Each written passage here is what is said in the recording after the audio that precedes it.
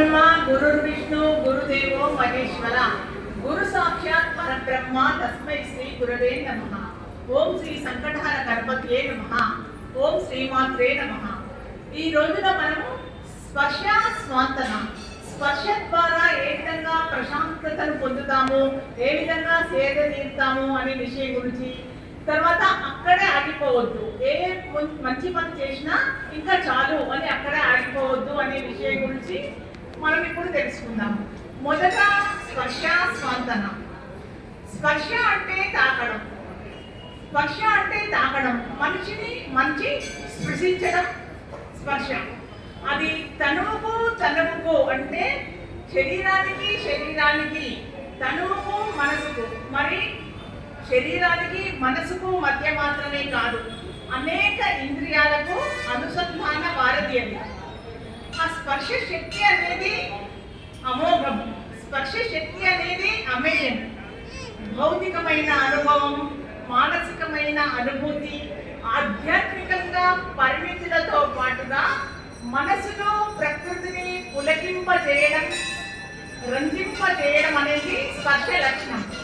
ఉదాహరణకి, అమ్మ స్పర్శలో బిడ్డకు ధైర్యం, నమ్మకం, భరోసా, ప్రేమ, అభిమానం, ఇంకా ఎన్నో అనుభూతులతో స్వాంతన కలుగుతుంది. ఏదైనా బాధతో బుక్క పట్టి ఏడుస్తున్న ఆ బిడ్డకు అమ్మ చేతి స్పర్శ తగలగానే ఆ ఏడుపు స్థాయి ఏమవుతుంది? సగానికి సగం తగ్గిపోతుంది. తనకి ఇంకా ఏ భయం లేదు, అమ్మ పక్కన ఉంది అని ఆ బిడ్డకు భరోసా దొరుకుతుంది. మరి ఉదాహరణకు పురాణాలను పరిశీలిద్దాం. పురాణాలను పరిశీలిస్తే శ్రీరాముడి పాద స్పర్శతో అహల్య రాయి అహల్యగా మారింది. శ్రీరాముడి పాద స్పర్శతో రాయి అహల్యగా మారింది. అలాగే శ్రీరాముడి చేతి స్పర్శతో ఉడుత జీవితం చరితార్థమైంది. సముద్రానికి వారధి కడుతున్నప్పుడు ఉడుత తన వంతు సహాయం చేయాలని ఇసుకలో దొరికి అక్కడ సముద్ర వారధి పైన ఆ ఇసుకను దులిపింది. దాన్ని చూసిన శ్రీరామచంద్రుడు ఎంతో మురిసిపోయి ఉడుత మీద తన చేతి వేళ్లతో నిండాడు. ఆ శ్రీరాముడి చేతి వేళ్ల గుర్తు ఆ జాతి మొత్తానికి అందాలి. అందుకని శ్రీరాముడి చేతి స్పర్శతో ఉడుత జీవితం సిద్ధాంతమైంది. అలాగే శ్రీరాముడి పరిష్వంగంలోని అంటే శ్రీరాముడి కౌగిలిలోని అనుభూతిని సంపూర్ణంగా అనుభవించిన ఆంజనేయుడు జన్మ ధన్యమైంది. ఆంజనేయుడే కాకుండా శ్రీరాముడి కౌగిలి భాగ్యాన్ని పొందినది సీతమ్మ వారు, ఆంజనేయుడు, గురుడు. వీరు ఆ పరిష్వంగంలోని అనుభూతిని సంపూర్ణంగా అనుభవించారు. మరి మునులు, ఋషులు మనను దీవిస్తే, స్పర్శిస్తే, ఆశీర్వాదం ఇస్తే అది ఎన్నో శుభాలకు కారణమవుతుంది కదా. అలాగే అలసిన శరీరాన్ని పిల్ల తెంబెల స్పర్శ అనేది సేద తీరుస్తుంది. మనం ఎండలో తిరిగామండి, బాగా అలసిపోయాం, ఒక చెట్టు నీడలో కూర్చున్నాం, అప్పుడు చల్లని గాలి అనే స్పర్శ మనకు తగులుతుంది కదా. అప్పుడు ఎంతో ప్రశాంతతగా, హాయిగా మనం ఆ గాలిని ఆస్వాదిస్తాం కదా. అలాగే చలికి వణికే ప్రకృతిని సూర్య కిరణ స్పర్శ చైతన్యపరుస్తుంది. చలికి డిసెంబర్, జనవరి నెలలో విపరీతమైన చలి ఉంటుంది కదా. ఆ చలి ఉన్నప్పుడు మనం ఏం కోరుకుంటాము? ఎండలో ఉండాలి, సూర్య కిరణ స్పర్శ మన మీద పడాలి అని కోరుకుంటాం కదా. అందుకని ఆ చలికి వరకే ప్రకృతిని సూర్య కిరణ స్పర్శ కూడా మనకు ఎంతో ఆహ్లాదాన్ని కలిగిస్తుంది. వేసవి ఎండలతో వేడెక్కిన భూమి మొత్తం, భూమి మొత్తం వేసవి ఎండలతో వేడెక్కిపోతుంది. వడగాలులతో సొమ్మసిల్లిపోతారు కదా. ఆ సమయంలో చినుకులు పడ్డాయనుకోండి, ఆ చినుకు స్పర్శ ఏమవుతుంది? అమృతత్వం అవుతుంది. అనాదరణతో విసిరివేత గురై భూమిలో నిద్రాణమై ఉన్న బీజాలు, విత్తనాలు భూమిలో నిద్రాణమై ఉంటాయి. నీరు లేక ఎండిపోయి బీటలు వారి ఉంటాయి. ఆ టైంలో, ఆ సమయంలో చినుకు స్పర్శ ఆ బీజాలకు ప్రాణదాత అవుతుంది. అలాగే చంద్రుడి వెన్నెల స్పర్శ ఎన్నో పూలు వికసించడానికి దోహదపడుతుంది. చంద్రుడి వెన్నెలను అందరము ఎంతో హాయిగా ఆస్వాదిస్తాము. ఆ పూల సువాసనల స్పర్శ లోకంలో అనేక తావులలో గిలిగింతలకు, పులిగింతలకు కారణమవుతుంది. మన జగతిని జాగృతం చేసి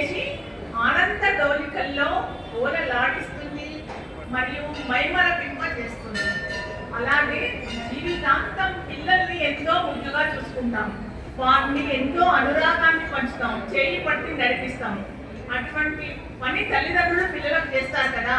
జీవితాంతం అనురాగాన్ని పంచి బిడ్డలను పెంచే తల్లిదండ్రులకు కృతజ్ఞతాపూర్వకంగా చిటికెడు ప్రేమను, గుప్పెడు ఆత్మీయతను అందించి మడి దశలో అంటే వారి వృద్ధాప్య దశలో వారి చేయి పట్టుకొని నడిపించడం కడుపున పుట్టిన బిడ్డల కనీస బాధ్యత. ఎంతమంది ఆ బాధ్యత తీర్చుకుంటున్నారు? కడుపున పుట్టిన బిడ్డలు వృద్ధులైన వారి తల్లిదండ్రులకు ఆత్మీయ స్పర్శ ద్వారా, ఆత్మీయ స్పర్శ అంటే తల్లిదండ్రులకు కాళ్ళు పిసకడము, చేతులు పిసకడము, తర్వాత తల నిమరడము, వారికి వృద్ధాప్యంలో తల్లికి జడవేయడము, అటువంటి ఆత్మీయ స్పర్శ, చేయి పట్టుకొని నడిపించడము, అటువంటి స్పర్శ తల్లిదండ్రులు బిడ్డల ద్వారా కోరుకుంటారు. అటువంటి ఆత్మీయ స్పర్శ ద్వారా సేవలు అందిస్తే వారు తల్లిదండ్రులు ఎంతో ఆనందంతో మురిసిపోతారు. వీరికి కూడా ఎంతో జన్మ ధన్యమైతుంది, పుణ్యం చేకూరుతుంది. అలాగే నిద్రలోకి జారుకునేలా చేసే స్పర్శను ఏమంటారంటే జోకొట్టడం అంటారు. రామాలాలి అని కౌసల్యాదేవి శ్రీరామచంద్రుడిని, శ్రీకృష్ణుడిని యశోదాదేవి జోలపాట పాడి పడుకోబెట్టింది కదా. అలాగే నిద్రలోకి జారుకునే స్పర్శను జోకొట్టడం అంటారు. ఆ ప్రక్రియలో సున్నితంగా తగిలే ఎదుటి వ్యక్తి కరస్పర్శ తనుకు లాలననిస్తుంది, మనసుకు హాయినిస్తుంది. ఫలితంగా ఆ పిల్లలకు కమ్మటి నిద్రకు స్వాగతం పలుకుతుంది. మరి మేల్కోవడానికి దోహదం చేసేది కూడా స్పర్శనే. ఏ విధంగా అంటే లేలేత సూర్యకిరణాలు జగతిని స్పృశిస్తే జీవకోటి మేల్కొంటుంది. గాఢాంధకారంలో మునిగిపోయి భూమిలో ఉన్న ప్రతి జీవి నిద్రిస్తుంది కదా. మరి ఉదయం అయిందని ఎలా తెలియాలి? సూర్యుడి లేలేత సూర్యకిరణాలు భూమిపై స్పర్శించగానే అందరికీ నిద్ర మేల్కొంటారు. అలాగే కష్టాలు, సమస్యలతో సతమతమని మనిషి మనసును ఏవైనా మధురమైన మాటలు స్పృశిస్తే ఆ బాధ నెమ్మదిస్తుంది, మనసు తేలికవుతుంది. ఎన్నో అనారోగ్యాలతో ఉంటారు, కష్టాలతో, ఆర్థిక పరిస్థితుల్లో ఇబ్బందులతో ఉన్న వారిని కమ్మటి మాటలు మాట్లాడి వారికి స్వాంతన చేకూర్చి, ఆ మాటలు కూడా స్పర్శలాగా, మాటల స్పర్శ అది. ఆ మాటల స్పర్శ ద్వారా వారికి బాధను తగ్గిస్తే నెమ్మదిస్తుంది వారి బాధ, వారికి మనసు కూడా తేలికవుతుంది. అలాగే కవుల కావ్యాల్లో స్పర్శాంశాన్ని సృష్టించడం అనేది మర్చిపోలేదు కవులు.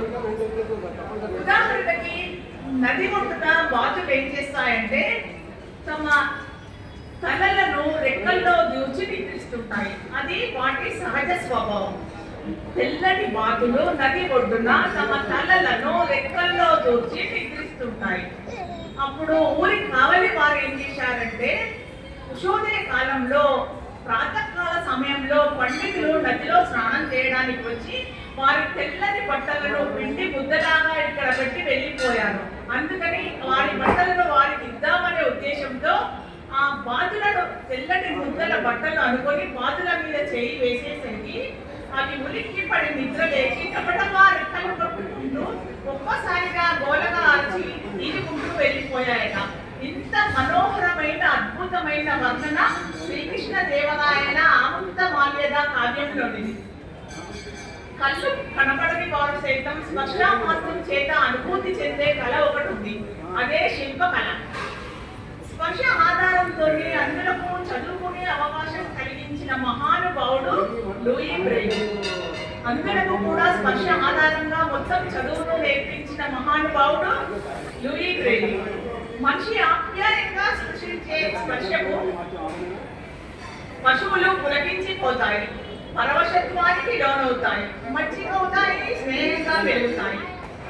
మొక్కలను, చెట్లను మనం ఆప్యాయంగా స్పృశిస్తే అవి ఎక్కువ పెరిగి చక్కనైన ఫల సాయాన్ని అందిస్తాయని వృక్షాల మీద పరిశోధనలు చేసిన జగదీష్ చంద్రబోస్ నిరూపించాడు.